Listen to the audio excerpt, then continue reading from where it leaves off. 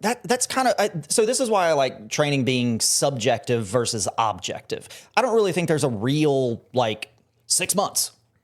Know your dog. And I think that's part of what training is about, right? We talk about what training can do for you as the owner and as a human.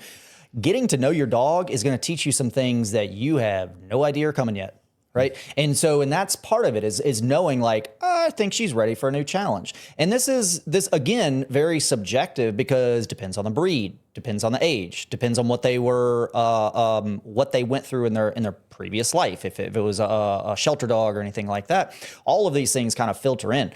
Generally speaking, so that I'm not just giving you a non-answer, I usually don't charge people to train their dogs until they're about 5 months old at least, right? Because they just don't have the mental functions to really retain stuff long term. Now, does that mean that you shouldn't be training your dog before 5 months? Absolutely not, right? I recommend starting basically immediately with the understanding that if your dog is 13 weeks old, it just doesn't have the mental capacity to be trained. But you can still, set some gentle boundaries and teach your dog before actually training them. And by paying attention and by spending time with your dog, you're going to be looking and seeing like, I think she's ready for a new challenge. He, she, whatever it is. That's kind of my general answer.